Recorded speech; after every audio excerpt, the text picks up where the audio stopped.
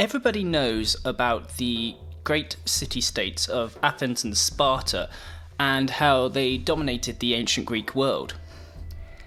However, at the very epicenter of the Greek world, indeed in the very center of the ancient Greek world, was the city-state of Corinth.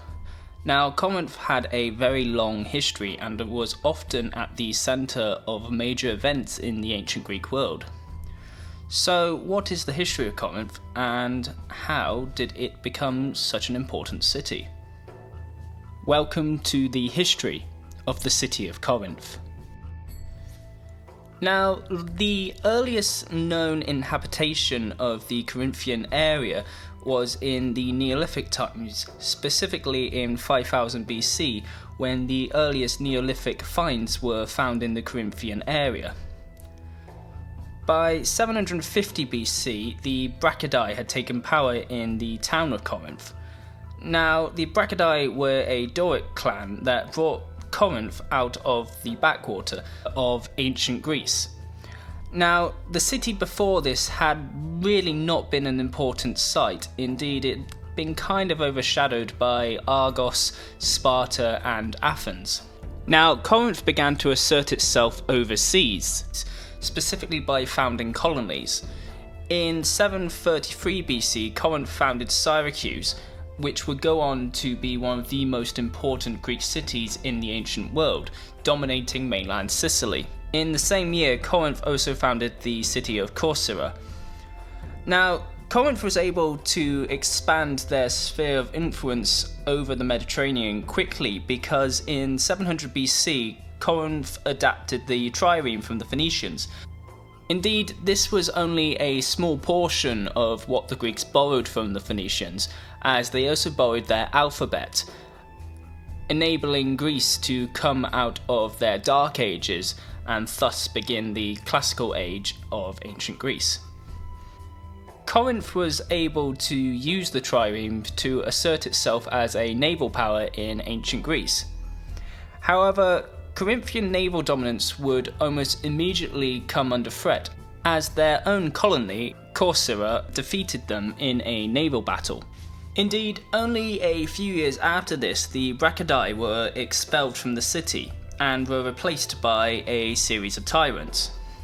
These tyrants weren't tyrants as we know it. Indeed, many Greek tyrants needed the support of the people to maintain their power, and as a result often treated the people quite luxuriously.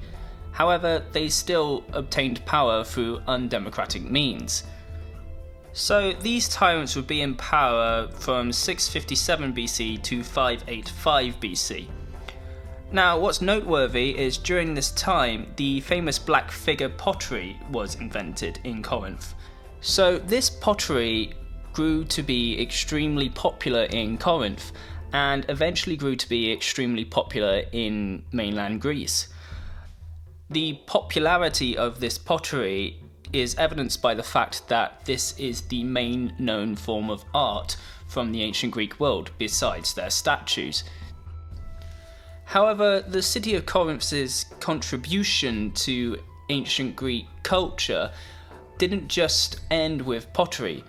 Indeed, the most famous helmet of ancient Greece, the Corinthian helmet, funnily enough comes from Corinth, in case you couldn't tell from its name, and not from the city of Sparta, as many people believe. The Spartans in fact wore very simple helmets, which were little more than metal bowls placed on their head. So the Corinthian helmet for a time would be one of the more popular helmet designs in ancient Greece. Putting aside the Corinthians' impact on how we view ancient Greece, the tyrants who were ruling Corinth at the time were eventually kicked out in 585 BC and were replaced by an oligarchy of 80. A few years later, the Peloponnesian League was established, led by Sparta. The Peloponnese was the area in which both Corinth and Sparta controlled in ancient Greece. Now, as Sparta was the head of the Peloponnesian League, it brought its allies into a war with Athens, who they believed threatened Greek freedom due to the fact that they were beginning to form their own empire. So Corinth joined Sparta in the war against Athens. Recognizing that they had a potential ally in Athens, Corcyra allied with the Athenians and went to war with their mother city once again. So Corinth assembled their navy, and in another naval battle, Corcyra defeated the Corinthians, and as a result, the Athenians managed to campaign in the Corinthian Gulf to great success. Not much else really happened between the Corinthians and the Athenians. However, the two sides continued to effectively be at war, especially seeing they both wanted naval dominance in the Greek world. So in the time between 421 and 416 BC, Athens and Corinth were essentially in what was the ancient equivalent of a Cold War, with both sides neither directly attacking the other one, but at the same time not signing any sort of peace treaty and acting friendly towards them. However, the status quo that was being established with Sparta as the dominant land power and Athens as the dominant naval power would not be certain, as in a few years' time the entire Greek world, as they knew it, would be turned on its head, with Corinth playing a pivotal role in the many centuries to come.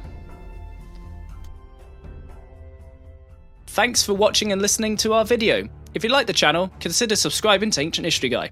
Or, if you really like the channel, head on over to our Patreon feed. There, for as little as $1 a month, you can gain access to exclusive documentaries, behind-the-scenes footage, and videos before they're live on YouTube. All sources are listed and linked in the description below. Be sure to like, comment and subscribe. I've been the Ancient History Guy, and as always, I'll be seeing you later.